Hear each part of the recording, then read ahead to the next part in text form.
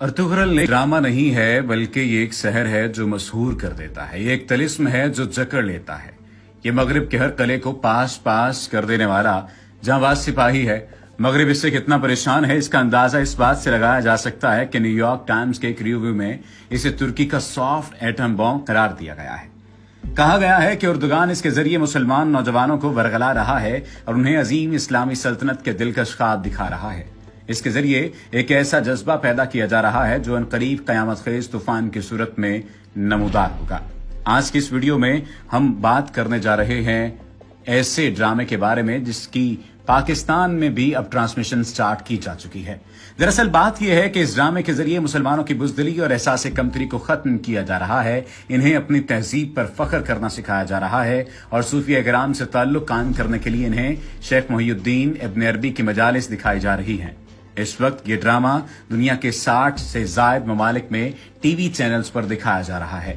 मेरी नजर में ये ड्रामा इस्लामी इनकलाब का एक अजीम दाई है और मुस्लिम नौजवानों को जरूर ये ड्रामा देखना चाहिए।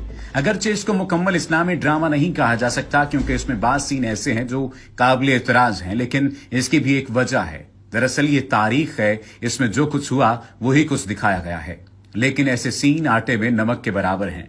अब बात करते हैं आखिर इस ड्रामे में क्या दिखाया गया है। ये ड्रामा तुर्की के एक खाना बदोश कबीले काई पर बनाया गया है जिसके पास फकत 2000 जंगजू थे, लेकिन ये जुर्रत व बहादुरी में अपनी मिसाल आप थे। यहां तक कि सलीबी और मंगोल भी इनसे फिक्रमंद रहते थे। अर्तुगरुल कबीले के सरदार सलमान शाह का बेटा था। ये बेखौफ और निडर मुसलमान था। ये इस्लामी इत्तेहाद का अजीम दाई था। ये काफरों की हर एक साजिश को नाकाम बनाने वाला अजीम हीरो था। इस ड्रामे में ईसाइयों की साजिशों को बड़ी तफसील से दिखाया गया है। आलम इस्लाम की ना इत्तेफाकी भी बड़ी ईमानदारी से दिखाई गई है और मुसलमानों में छुपे गद्दारों को भी बहुत एहसन अंदाज से दिखाया गया है। इस ड्रामे को देखने के बाद आप भी जरूर सोचेंगे कि आखिर क्यों यूरोप हमारे बच्चों को पोलियो के कतरे पिलाने पर इतना जोर दे रहा है। ये भी मालूम हो जाएगा कि मुसलमानों की आपस की लड़ाइयों से कौन किस किस तरह फायदे उठा रहा है। अगर आप तलाश करेंगे तो आज भी आपको इस ड्रामे के किरदार जगह जगह नजर आएंगे। इस ड्रामे के मुतालिक किए गए प्रोपेगेंडे फैलाए गए तो इसके मुतालिक रजब तैयब अर्दोगान ने फकत एक जुमला कहा था, जब तक शेर खुद अपनी तारीख नहीं लिखेंगे तब तक शिकारी ही हीरो बने रहेंगे। दूसरे सीजन की शुरुआत होती है जब अर्तुगरुल का खाना बदोश कबीला अनातोलिया हिजरत करते वक्त मंगोलों के हत्थे चढ़ जाता है और खुद अर्तुगरुल की बातें और इसकी बीवी कबीले से बाहर घोड़ों को पानी पिलाते हुए मंगोलों के सामने आ जाते हैं। अर्तुगरुल बीवी को भागने का कहता है और खुद मुकाबला करने लग जाता है, मगर मंगोल जो अपने सरदार से उसके जिंदा पकड़े जाने का हुक्म लेकर आए होते हैं उसको जिंदा ही पकड़ ले जाते हैं और यूं अर्तुगरुल को तकालीफ और अजाबों के जान गुसल सिलसिले से गुजरना पड़ता है। इस सीजन में भी पहली 10 अक़सात भरपूर हैं। इसके बाद कबायली चपलिश का एक लंबा सिलसिला शुरू हो जाता है जो 25 अक़सात तक चला जाता है। 35 से आगे फिर अर्तुगरुल कबीले से जुड़ जाता है और मंगोलों के साथ तवील तरीन झड़पों का सिलसिला शुरू हो जाता है। मंगोलों का सरबराह नोयान है जो चंगेज खान का करीबी और मोतमद साथी रहा है। अर्तुगरुल को बिलाखिर इशारा मिल जाता है कि वो अपना कबीला बाज़ंतीनी रियासत की सरहद पर ले जाए, मगर उसके भाई उसका इनकार करते हैं। ताहम अर्तुगरुल अपनी हिट का पक्का होता है, सो वो अपने इत्माद की एक जमात के साथ रवाना हो जाता है। रास्ते में वो झड़पों के एक सिलसिले के बाद बिलाखिर महफूज हो जाता है। इस सीरियल से एक मुकालमा मुलाहिजा कीजिए जिससे आप अंदाजा कर सकेंगे। आर्स अर्तुगरुल, तुमने मुझे मरने से क्यों बचाया? तुमने मेरे साथ ऐसा अच्छा सलूक क्यों किया? अर्तुगरुल निहायत पुरएतमाद अंदाज में आर्स को जवाब देता है, क्योंकि तुमने हमारे साथ हर किस्म की अदावत रखी, इसलिए मैंने तुमसे जंग की। तुम जालिम थे, इसलिए तुमसे तुम्हारे अमाल के मुताबिक सलूक हुआ, लेकिन अब तुम मुश्किल सूरत हाल में थे।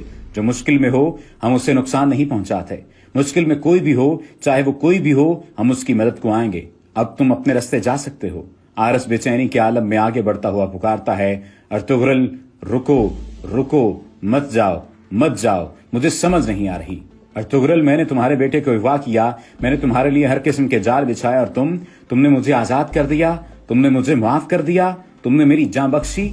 इसका ताल्लुक सिर्फ वादा पूरा करने से नहीं हो सकता, यकीनन कुछ और चीज है। इसके पीछे कुछ आलीशान है। तुम्हें ये सब करने पर किस चीज ने मजबूर किया है? अर्तुगरुल जवाब दो। अर्तुगरुल 2 कदम आगे बढ़कर आरस के करीब आकर जवाब देता है, मैं तुम्हें पहले ही बता चुका हूं आरस, अगर मैं अपने नफ्स की सुनता तो मैं बहुत पहले तुम्हारे टुकड़े कर चुका होता, लेकिन मेरा ईमान मेरे नफ्स से ज्यादा बरतर है। میرے دین نے مجھے یہ کرنے کا حکم دیا ہے، یہ میں نے اپنی نفس کی خواہش سے نہیں بلکہ اپنے دین کے فرمان پر کیا۔ حارث نے کہا کہ اس صورت میں چونکہ یہ تمہارے دین کا دستور ہے، پھر تمہارا دین ہی سچا دین ہے، اور اگر تم اپنے غصے اور جذبات پر نہیں چلتے بلکہ تم اسی طرح پیش آتے ہو جیسے تمہارا دین طلب کرتا ہے، پھر تمہاری مخالفت کی کوئی وجہ نہیں۔ ارطغرل نے کہا کہ تم وہ آدمی ہو جس کی پیروی کی جائے، براہ مہربانی مجھے بتائیں آپ کے دین میں آنے کے لیے مجھے کیا کرنا ہوگا۔ ارطغرل حیرانی کے عالم میں حارث کو مخاطب کرتا ہے، کیا واقعی حارث ایسے فیصلے لمحوں میں نہیں کیے جاتے؟ حارث نے کہا، تمہارے اندر جو عظیم کردار میں نے دیکھا، میں نے اپنے قریب ترین دوستوں میں بھی نہیں دیکھا۔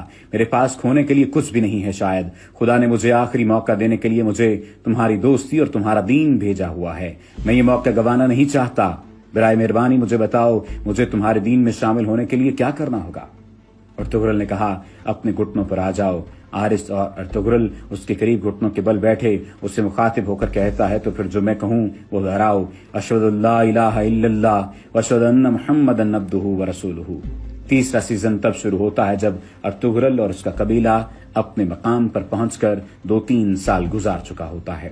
وہ سخت تنگی اور اسرت کا شکار ہوتا ہے، مگر ارطغرل اور اس کے جانباز آہستہ آہستہ ہانلی بازار پر قبضہ کر لیتے ہیں۔ یوں ان کی معاشی حالت تو مضبوط ہو جاتی ہے، مگر ایک بار پھر اس کے عیسائی حریفوں اور حلیف قبیلے کی غداری کے مسائل چھڑ جاتے ہیں۔ یہ سیزن بڑی جھڑپوں کا ایک شاہکار ہے۔ پہلے 2 سیزنز میں چند مواقع چھوڑ کر باقی جگہوں پر ارطغرل کے اپنے 3 جانباز ہی ساتھ ہوتے ہیں، لیکن اب جب ارطغرل قبیلے کا سردار بن چکا ہے تو بہت سے نئے قابل جنگجو بھی سامنے آ جاتے ہیں۔ تاہم ارطغرل کی اپنے جانبازوں کے ساتھ مل کر جو لڑائی کا ایک خاص انداز ہوتا تھا کہ ایدر اللہ، الہ اللہ اور حق اللہ کے نعروں میں جب وہ میدان میں کودتے ہیں تو بیمار جسم میں بھی بجلی پیدا ہو جاتی ہے۔ وہ منظر واقعی بے مثال ہوتا ہے۔ ارطغرل کے 3 خصوصی جانباز ہوتے ہیں، ان میں سے ایک کلہاڑی استعمال کرتا ہے، دوسرا دونوں ہاتھوں میں تلوار اور تیسرا ڈھال اور تلوار، جبکہ ارطغرل بائیں ہاتھ سے تلوار اور دائیں ہاتھ میں ساتھ ہی خنجر استعمال کرتا ہے۔ چوتھے سیزن میں ارطغرل کا راجہ حصار پر بھی قبضہ کر لیتا ہے اور صلیبیوں کی بھی گردن مروڑ دیتا ہے اور سوخت کی طرح مراجعت بھی کر جاتا ہے۔ یوں ہی اس سیزن کا اختتام ہوتا ہے۔ ارطغرل کا کردار ایک بہت مضبوط ایمان، اعلیٰ اخلاق اور بہادری کا حامل ایک ایسا نوجوان ہے جس کا دل جہاد کی محبت سے لبریز ہے، شہادت جس کی منزل ہے اور قبیلے کی روایات کا تحفظ جس کا فریضہ ہے۔ ایسا کردار کہ جو بھی دل میں ٹھان لیتا ہے اسے پورا کر کے ہی دم لیتا ہے۔ اس کی بیوی حلیمہ کا کردار بھی ایک بہت مثبت اور مثالی کردار ہے، محبت، حلم اور بربادی کا شاہکار جو ہماری ماؤں بہنوں کو ایک بہترین رستہ دکھا سکتا ہے۔ اس کی ماں حائمہ کا کردار شاید سب سے زیادہ مؤثر ہے۔ اس خاتون نے جس طرح اپنے کردار میں ڈوب کر اس کو ادا کیا ہے وہ بے مثال ہے۔ اگر بات اداکاری کی ہو تو صرف مثبت ہی نہیں، منفی کرداروں نے بھی بہت اچھی پرفارمنس دے کر اس سیریز کو زندہ جاوید بنا دیا ہے۔ اس سیریز میں سب سے اہم رخ ترکوں کا وہ جذبہ ہے کہ وہ کس طرح عثمانیوں کی سلطنت کو عالم کے لیے رحمت بنا کر پیش کر رہے ہیں۔ ظلم، زیادتی اور جبر کے ماحول میں قدرت کی طرف سے بار بار اشارات کا اظہار کہ بس اب اس سلطنت کا ظہور ہونے ہی والا ہے جو اس جبر اور زیادتی کے طوفان کو لگام ڈال دے گی۔ اس کے لیے انہوں نے ابن عربی اندلسی کے نام سے کتب کا کردار تخلیق کیا ہے جو تکوینی امور اور اشارات کی وجہ سے ارطغرل کے ہر مشکل میں روحانی طور پر مددگار رہتا ہے اور تنگی کے وقت میں اس کے کام آتا ہے۔ ترک اسلام اور جہاد کو قومی عصبیت کے ساتھ ملا کر بحالی عروج کا جو خواب دیکھ رہے ہیں، دراصل ارطغرل اس کا ایک مجسم ثبوت ہے۔ یہ ان کے ماضی سے زیادہ ان کے مستقبل کا پروگرام لگتا ہے۔ اللہ ان کے نیک ارادوں میں ان کو کامیابی نصیب فرمائے۔ اللہ کریم ان کے کرداروں کو اس بہترین کام کی وجہ سے دنیا میں کامل ہدایت اور آخرت میں اپنا خصوصی قرب نصیب فرمائے۔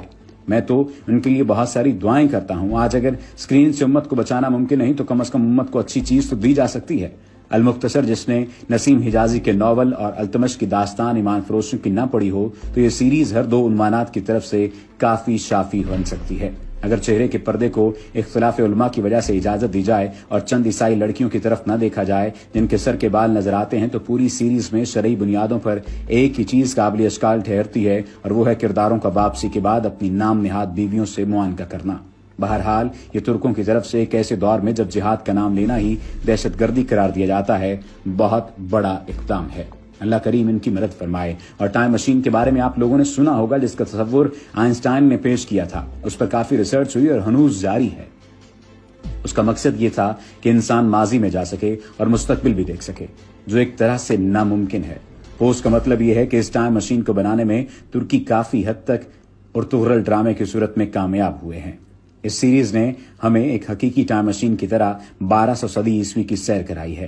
ہم نے دیکھا کہ 800 سال پہلے مسلمان زندگی کیسے گزارتے تھے، ہم نے دیکھا کہ قبائل کس طرح روایات کی قدر کرتے تھے، ہم نے دیکھا کہ اس وقت خیموں کی کتنی عجیب فضا تھی، ہم نے مجاہد دیکھے، ہم نے شہداء دیکھے، ہم نے ارطغرل دیکھا، ترگت، بامسی اور روشان دیکھے جو ہم نے سنا بھی نہیں تھا، اس سے آشنا ہوئے، ہم نے پیار اور وفا دیکھا، ہم نے ہائمہ انا اور سلیمان شاہ کا رول دیکھے، کس طرح انصاف اور بچوں کی پرورش کی، ہم نے اس زمانے کی شادیاں اور دعوتیں دیکھی، ہم نے چنگیز خان کے ظلم دیکھے جو اب تک صرف سنتے آ رہے تھے، ہم نے ہلاکو خان اور برقع خان دیکھے، ہم نے ابن العربی اور سفید داڑھی والے دیکھے، ہم نے مسلمانوں کے جنگی مہارتیں، جال بچھانا اور جال توڑنا دیکھے، اور ہم نے خطوط کے ذریعے پیغامات بھیجنا دیکھا۔ ہم نے وہ زمانہ دیکھ لیا جس زمانے میں موبائل فون اور دیگر نئی ٹیکنالوجی نہیں تھی۔ ہم نے سرداروں کا زمانہ دیکھا، ہم نے سلطان دیکھے۔ یہ ہوتی ہے اصل ٹائم مشین جو چند ہی ساعتوں میں تابناک ماضی کی سیر کرائے اور پھر واپس لا کر اس پر سوچنے پر مجبور کرے۔ ڈرامے کے اختتام پر ایسا محسوس کیا کہ محمد بوزداق نے بہت جلد ہمیں 20ویں صدی سے 12ویں صدی میں منتقل کیا اور اس تابناک ماضی کی سیر کرا کر واپس 20ویں صدی میں لا کر چھوڑ دیا۔ اللہ ارطغرل غازی پر رتبہ بلند فرمائے اور ان پر ہزاروں رحمتیں ہوں۔